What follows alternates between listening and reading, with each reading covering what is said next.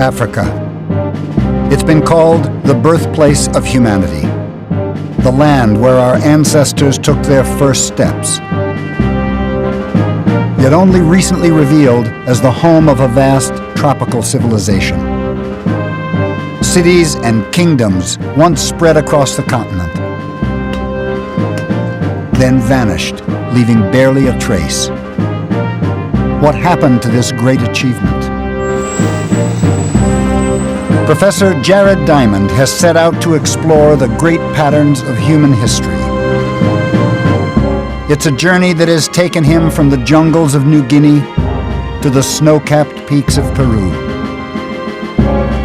His quest? To understand why one people, Europeans, have conquered so much of the world.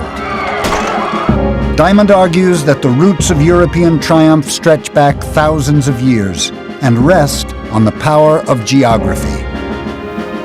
Geography gave Europeans the most productive crops and animals on the planet, and these allowed them to develop guns, germs, and steel. Three great forces of conquest that have shaped human history. Now, Diamond is setting out on the last stage of his quest to discover what happened when guns, germs, and steel came to Africa, and to ask what role these forces still play. But Diamond's journey will test much more than theories. It will also test the man himself.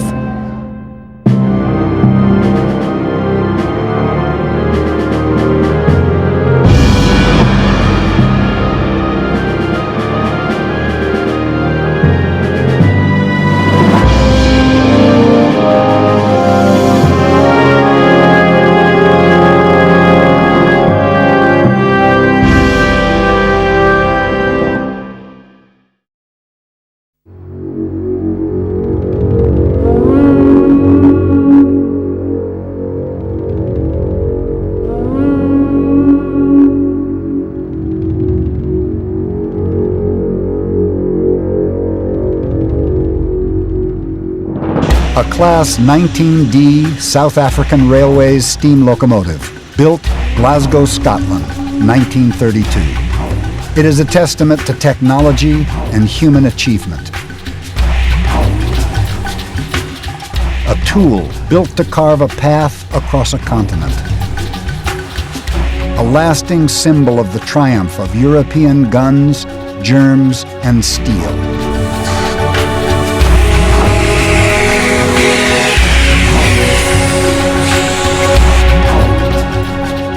This engine and its tracks of steel will carry Jared Diamond through the story of Africa. It is a tale with its roots in ambition and greed, the peoples of Europe reaching out beyond their native lands in a quest for global conquest. As Europeans expanded around the world, they conquered other people. They built railroads, they developed rich societies modeled on Europe. They had done this successfully in North America and South America and Australia. And then they arrived in Africa, and it looked as if the same thing was starting all over again. But Africa would be different. A place of dangers and secrets hidden from these foreign invaders. The first European settlers arrived in southern Africa in the mid-1600s. They landed here in the Cape of Good Hope at the southernmost tip of the continent. They quickly established themselves in this new land, laying out farms, planting wheat and barley, ranching cattle and sheep. This may sound strange, but it's from ordinary agriculture like this that my theory of guns, germs, and steel arose. My quest began more than 30 years ago on a trip to Papua New Guinea, when I began to try to understand why the people there lived so differently from Europeans and Americans. The beginnings of the answer, I realized, depended on farming. New Guineans had only a few native crops that they could grow and no native farm animals, while my ancestors, even 10,000 years ago, had been blessed with an abundance of domestic plants and animals. Over the centuries, this had given them a huge advantage that let them develop cities, nations, and even colonies abroad.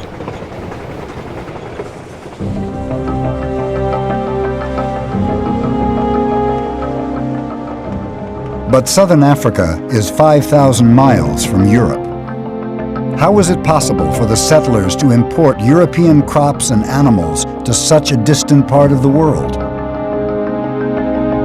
As much as skill, it came down to good fortune. Geography had dealt the settlers an immensely lucky hand. They had stumbled across one of the few parts of the southern hemisphere that feels just like Europe. Because the Cape and Europe lie at a similar latitude or distance from the equator. And this means that the temperature and climate of these widely separated regions are almost exactly the same. The Europeans were able to establish prosperous farms and settlements. Properties now owned by their descendants, people like Hempeth Dutoit. So your family has been here for centuries on this land. How do you feel about the land yourself then? Well, I've always loved the land since childhood days, and agriculture has been in our family for so many generations. Tell me about the history of this farm. Well, the land was occupied in 1683. I mean, that was only a couple of years after the first settlers came to the Cape. But settlers like the Dutoit knew that this was not an empty land. Even today, their farms turn up evidence of the Cape's original inhabitants, a people known as the Khoisan. Oh, this is interesting. This is from the Stone Age. Whoa. Prior to the occupation of this land in 1683 by the settlers, this land was most probably occupied by Khoisan people. These were the tools they used to scrape the skins when they tanned the skins. Beautiful. And you can see how nicely it fits into your hand. Yeah. With the arrival of Europeans, these native peoples were driven from their land.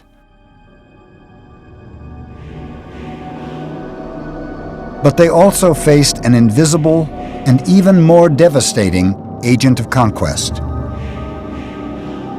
A force Diamond has identified as one of the greatest in human history: germs.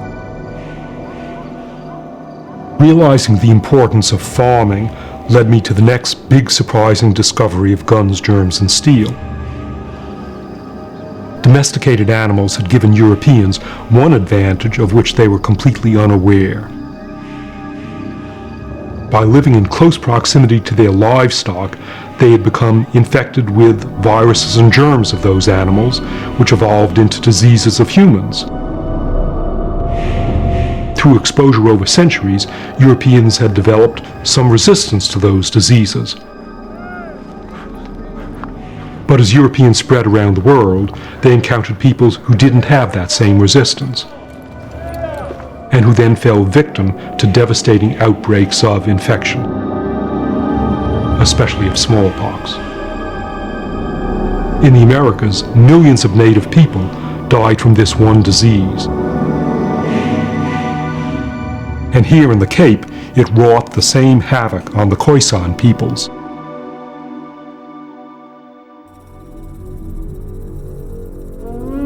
Through their farming and their germs, Europeans had established a firm foothold in the southern tip of Africa. Now they look to expand.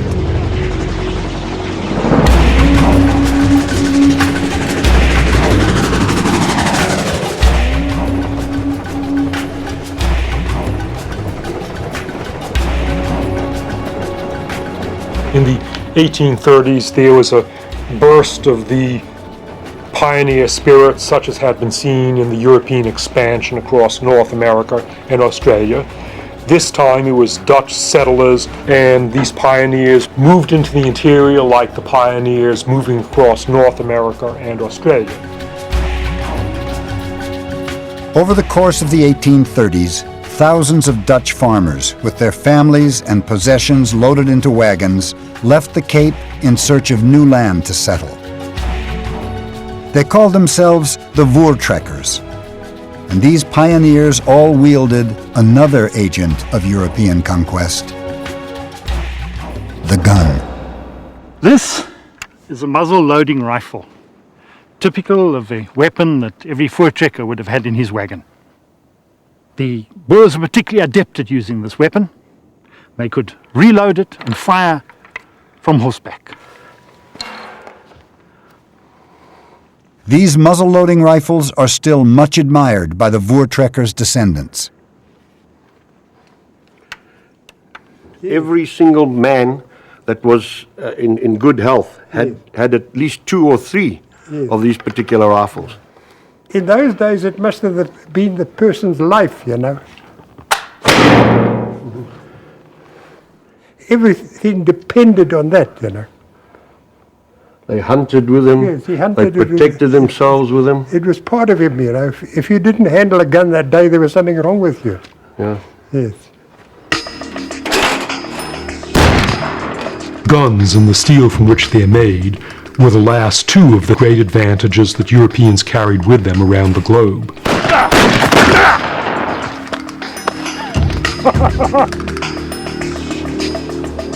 Guns are the result of thousands of years of complex technological developments, which began outside Europe, but which Europeans perfected. And that was all because of the head start that their farming had given them thousands of years previously. You know, the flintlock rifle, it was, you know, I shouldn't really say this, but it was nearly like as important as a cell phone is today. Yeah. You can't go without your cell phone. In those days, you couldn't go without your flintlock rifle. Fire.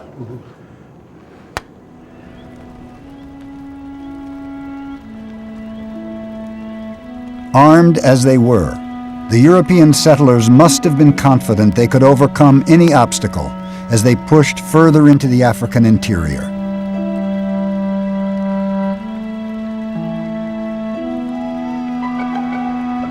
By February 17, 1838, the Voortrekkers had reached 800 miles inland from the Cape.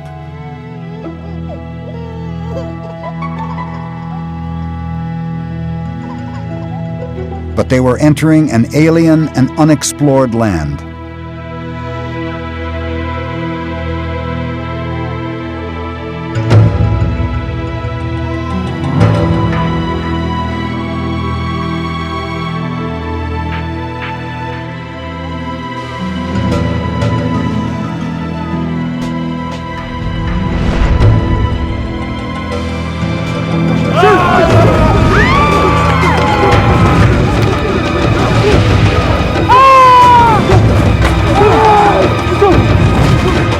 Suddenly, out of the darkness swept a native African army.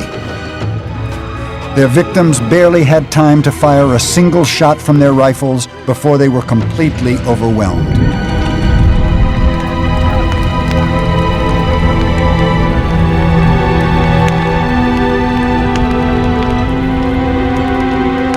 Within hours, nearly 300 Voortrekkers lay dead.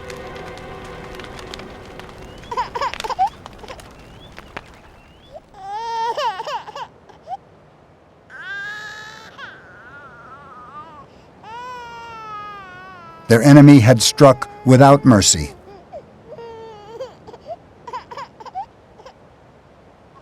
Killing men, women, and children alike. Who could have committed such a ruthless and calculated assault, stopping the Europeans in their tracks